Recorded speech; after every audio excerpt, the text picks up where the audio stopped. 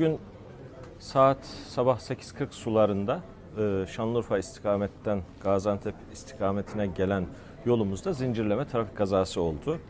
Kazaya 9 araç, tabii çalışmalar devam ediyor ama ilk bilgileri sizle paylaşıyoruz. 9 araç katıldı. İlk en öndeki aracımız bir tır. O tırımızın şoförüyle bir binek araç şoförümüz maalesef hayatını kaybetti. Ben bütün yakınlarına, sevenlerine, tanıyanlarına, herkese başsağlığı diliyorum o anlamda. İki vefatımızın dışında 11 tane yaralımız var. Onların ikisi bu hastanemizde. Bunun dışında 5 hastanede daha yaralılarımız mevcut. 2 tanesinin durumu ağır. İnşallah doktorlarımız her türlü müdahaleyi yapıyor, sağlık çalışanlarımız. Diğerlerinin durumu iyi.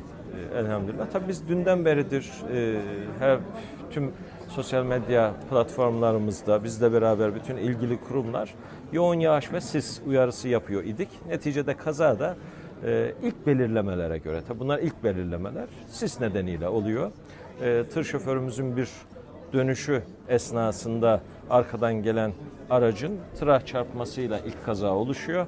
Tır şoförümüz yine tahminimiz ilk belirlemelere göre tırdan indikten sonra yolda muhtemelen bir aracın çarpmasıyla rahmetli oluyor ve süreç böyle işliyor. Bütün ilgili kurumlarımız kazadan hemen sonra olay yerine gitti.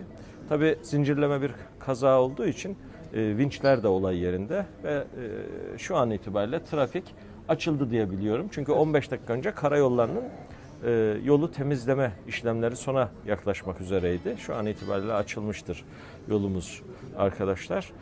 Tabii bu tip havalarda araç kullanırken çok daha dikkat etmek gerekiyor. Biraz önce ziyaret ettiğimiz yaralı kardeşimize de işte onu sormaya gayret ettim. Geçmiş olsun dileklerimle beraber. O da yoğun sisten, görüş açısının darlığından bahsetti. Rabbim tekrarından korusun. Tekrar ölenlere rahmet, yaralı kardeşlerimize de acil şifalar diliyoruz.